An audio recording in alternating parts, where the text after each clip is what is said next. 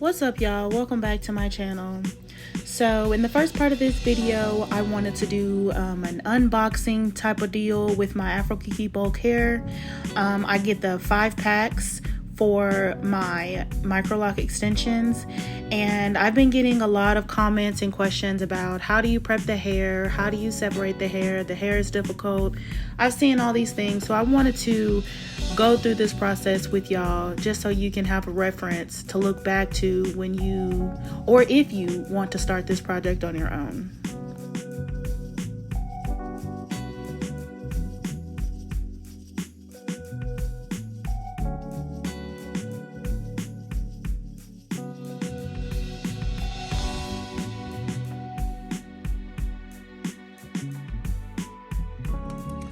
So here we have one of the bolts that I use for the style.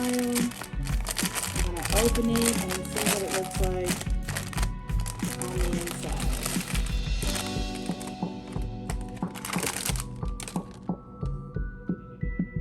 So this is what the bolt looks like when you take it first out of the package. You'll take the hairnet off of it.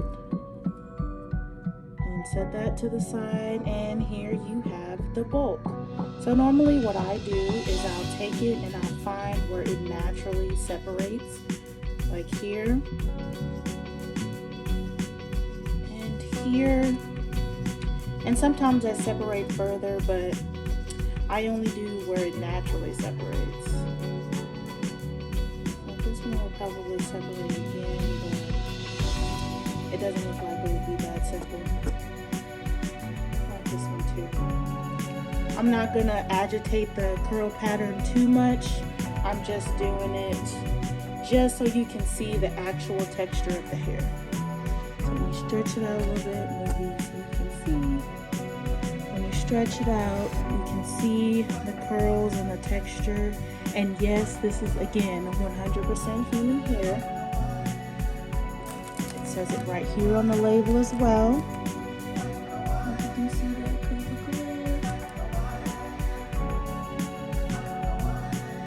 Bit of a glare, but it's there. So when I'm going in for my client and we are about to start the installation process, what I would do is I would take one of the sheets like this, stretch it out a little bit, and then see what end I want to pull from. So I can pull from either end on these because you can clearly see where the hair is. So I'm just going to pull from this side. And I would pull just like this. And this is what the hair looks like as soon as I pull it. And how I prepare it is I'll stretch it a little bit. I'll rub it between my palms to get it to stick together a little bit better, just like you would regular locks and palm rolling. And I would switch it to each different side, continue stretching, continue rolling. And here is a piece that I would add in as a Microloc extension. And yes, these are permanent extensions, just like regular lock extensions, only they're Microlocs. So this is a thicker piece. I would use this for clients who have thicker hair and whose roots could handle more extensions. Now for a client that has fine hair, I don't want to cause any damage to their scalp, so I'm not going to add a thick piece of hair like this. I would go in and add a thinner piece like this to mimic the natural density of their hair. And that's a common thing that I've noticed. People don't realize that you cannot add thick hair to a fine piece of hair. If you plan to keep these extensions in forever, then when the new growth comes out of your scalp, you are going to see the line of demarcation from the thin root and the thicker lock extension. And we don't want that. So we want everything to be seamless and unrecognizable. So I would have to mimic the density of your natural hair. It will automatically make your hair fuller and thicker because I am adding extensions, but it's not going to be something extremely noticeable where your new growth would be completely different from the extensions. So I would use a thinner piece for fine hair, such as this piece right here. And then I would continue, and I would add it in and continue twisting down, and then I would continue rolling it in my hand as I twist down, like you've seen in my videos. So for, let's say a medium density hairstyle, I would go back to my bulk and I would pull out a piece, maybe like this, and then stretch it out. When you stretch it out, it makes it thinner and it loosens it up a little bit to where you can play with the shape of it, and you can have a little bit more flexibility with the extension when you stretch it. And that's why I do it, and I roll it to make sure it's easier when I'm adding it in, or whichever method that I choose to install my lock extensions. So this would be maybe medium. This is typically what I would use for just about all my styles. I typically don't do the smaller ones unless I have clients with fine hair, or if they have extremely thick hair and it doesn't need as much extensions as the medium density or a fine density. I typically don't go for the thicker pieces, because then when you twist it down, it's going to be extremely thick, and we don't want that. So here are 3 examples of how I would prep my hair for installation. And as you see, that was 3 pieces, and we have 5 bolts to complete each head. Sometimes it takes less than that, but I always say opt for buying the pack of 5, because you would rather have more hair than not enough hair. And they also come with the crochet hooks, as you saw earlier. So this will be part 1 of 2. This will be the initial setup here, and part 2 will be tomorrow when I actually install these in my client's head. Okay guys, and here I am showing you my installation process. This is something you've seen on my channel before, but I realized it's been a while since y'all just saw me go through a row, retie, insert, and do all the things. So here is the one row that I wanted to show, and at the end I'm going to show you the final results.